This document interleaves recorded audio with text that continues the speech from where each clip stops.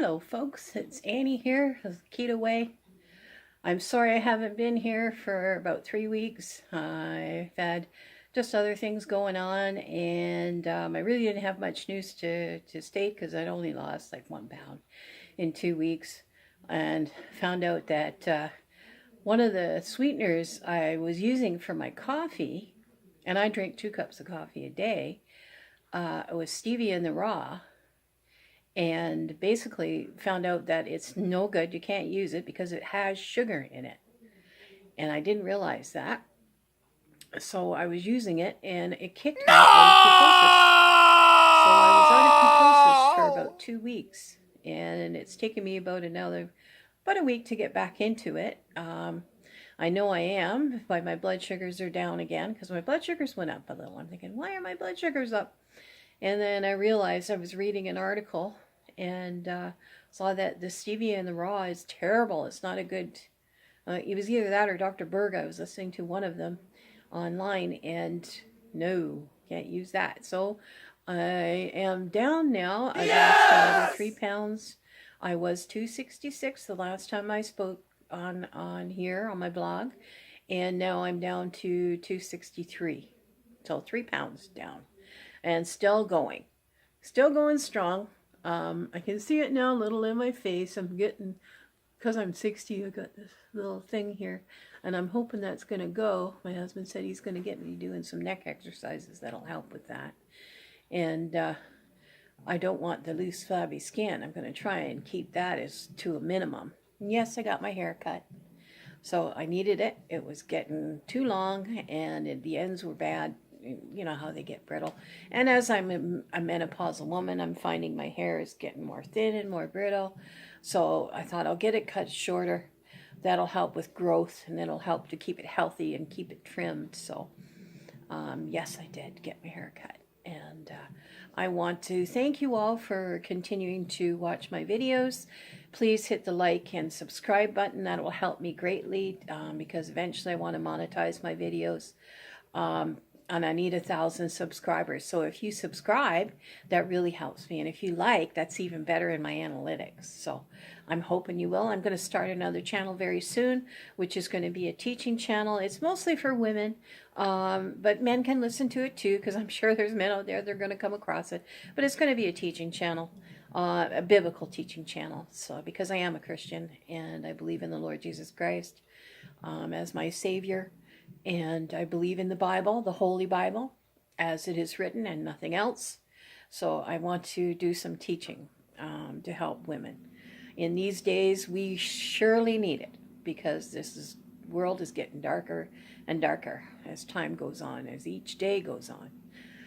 And we need to bring the light of Jesus Christ to this world, this lost and dying world. Anyway, I want to thank you. I don't have much news other than that I've lost another 3 pounds. I'm sitting at 263 right now, and actually I was at this weight. I'm trying to remember the last time I was at this weight. I believe that was probably in 2010, I think, around there. So it's been about 8 years since I've been at this weight. I started at 321. So that's about a 60-pound weight loss in less than a year. So it's been since last January. I started on the keto diet in August. August 10th was the day I started, I believe. It was a Monday. I started the keto diet, and I've lost 30 pounds since being on the keto diet. Started at 291. Yeah, so almost 30 pounds. To be about 28 pounds. So I think that's great, considering I sat from January, I think I initially lost till about March.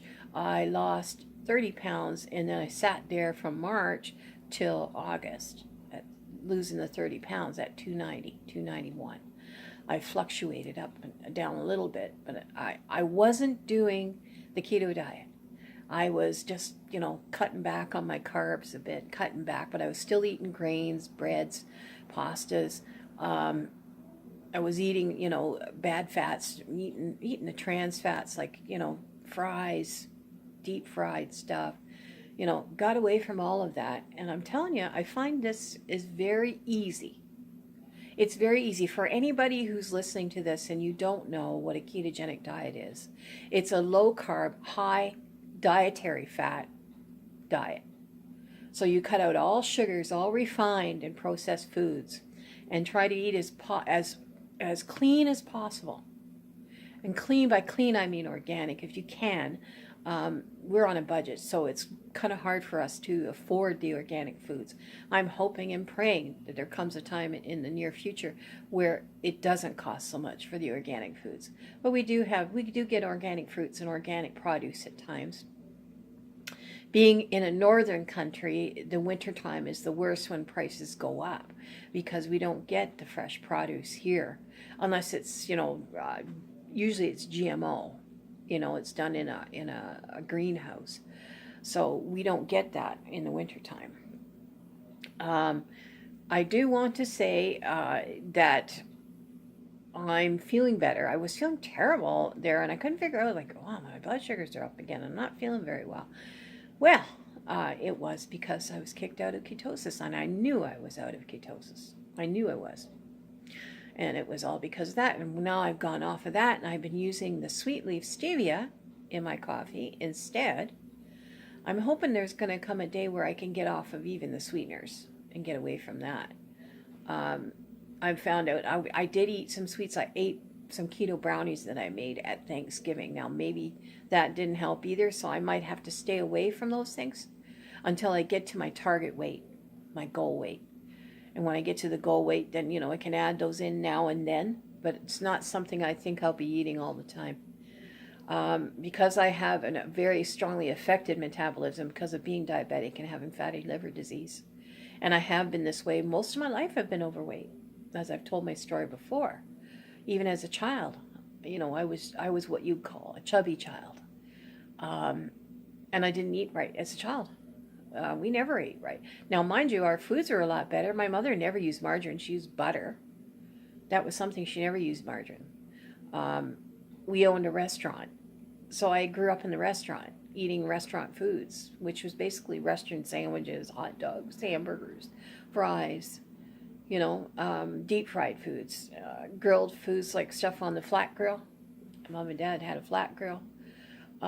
Best hamburgers around, but it's not good growing up on those things all the time. And I hated the things that were good for me when I was a kid. I hated every vegetable but corn. I hated vegetables. So I didn't eat a lot of vegetables because I would whine and cry because I didn't like them. I wouldn't eat them. My dad would make me sit at the table until I ate them. I was that bad. But now I'm starting to really like vegetables because I'm doing them the way that I can. Like with broccoli, I do what I call a creamed broccoli, which has got cream cheese and sour cream, a little bit, sour cream, and just do the broccoli like that. You can add a little regular cheese, like if you want into it. I've done that too, but it's just a way for me to eat it because I don't like broccoli, so I do it that way. Cauliflower, I love mashed cauliflower. It's great. It's great. It's tasty. Put a little garlic in it, a little salt and pepper, and some butter. You're on your way. It's really great. We had that at Thanksgiving. For our Thanksgiving meal, we had mashed cauliflower. I haven't tried cauliflower rice. My husband bought me a food processor. I'm going to try my food processor now and make cauliflower rice. I heard also cauliflower pizza is really good. I haven't tried that yet. I've tried the keto pizza with eggs and cheese. I find that a little heavy though. It's a little bit heavy on the stomach. So that I think I'll try something different, either with a fathead pizza, what they call it, fathead pizza, I think it is, or fat dough. It's made with fats, so I'm not sure. I haven't tried it yet. But I do have a recipe for it, and I have some recipes for different breads and things like that, keto breads. Haven't tried them. I tried a cheddar cheese biscuit, and it was a little flat, made with coconut flour.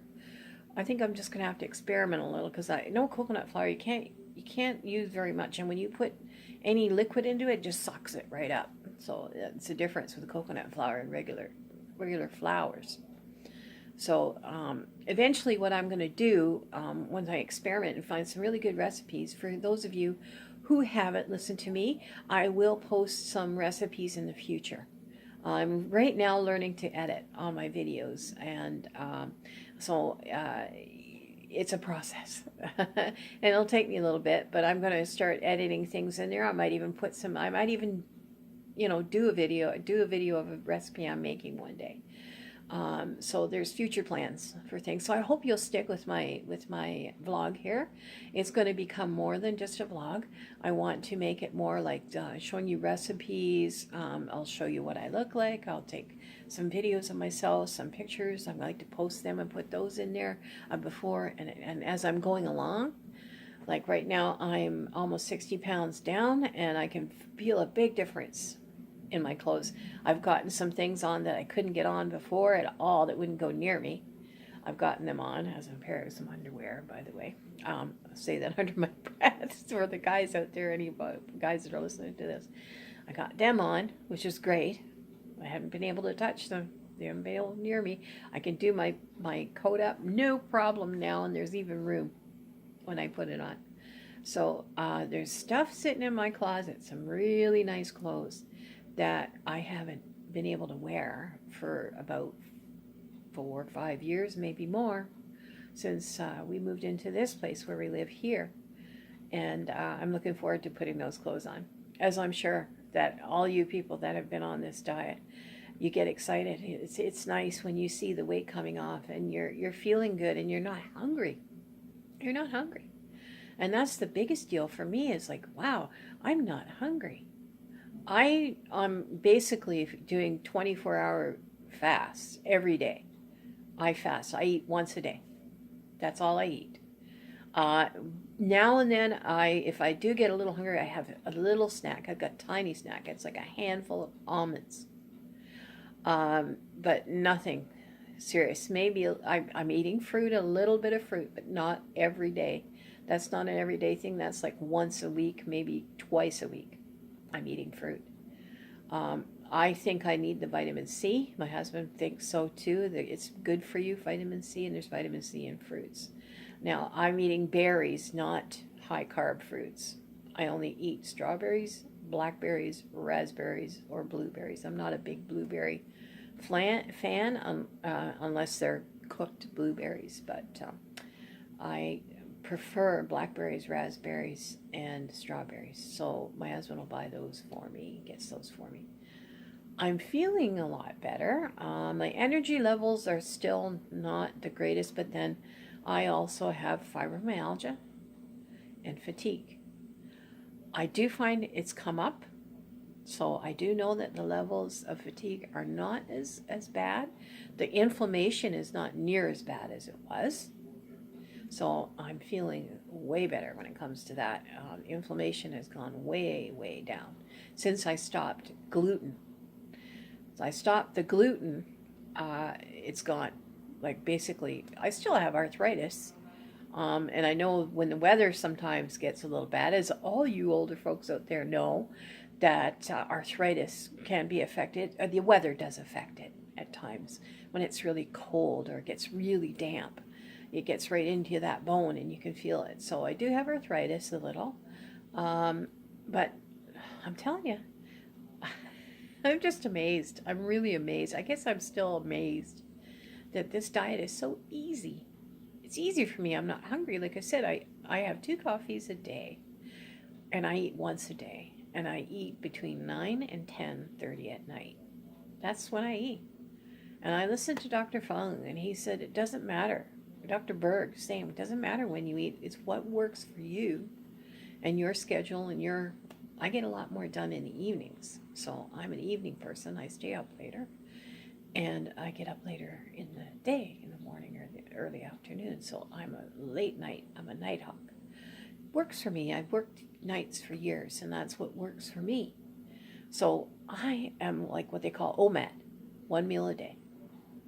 And I've been doing that since almost the beginning. I found eating 2 meals, if I ate breakfast and then I ate a dinner later, oh my goodness, I was just like, ugh, didn't feel good. It made me feel kind of, ugh. So I do what works for me. And it's funny because the Lord had me start doing that, a long time ago, I was stopped eating breakfast. So you know what? They came out with this Lancet study just recently, about 2 months ago, from a big university. It's a medical journal that came out with this study. And it was only an observational study. It wasn't a study where they were taking people's blood. And it's very skewed, let's put it that way. Trying to say that, a low-fat diet means early death. Well, you tell somebody that's been on a keto diet for quite a few years and, is feeling great and their blood work is great and they're reversed their diabetes, they reversed their fatty liver disease. You ask them, gee, do you think I'm going to die early? I doubt it. If you're diabetic and you keep on the insulin and you keep on the medications, well, yeah, you're going to die early. You're going to have a stroke. You're going to have a heart attack. You're going to lose probably some of your limbs. You might end up with kidney disease and die of kidney failure. But on a low-fat diet, or a low-carb, high dietary fat diet, you can reverse all those things, except for maybe kidney disease. If it's too late in the game for you, you may not be able to. Even Dr. Jason Fung, he says that you can't reverse if it's gone too far. So better to get it now, early in the game. So I recommend this for all type 2 diabetics. Now, I would go to your doctor first and talk to him about it and see what he says. But in the end, it's up to you. But make sure that try to get your doctor on board with it. My doctor is the one who pointed me to Dr. Fung.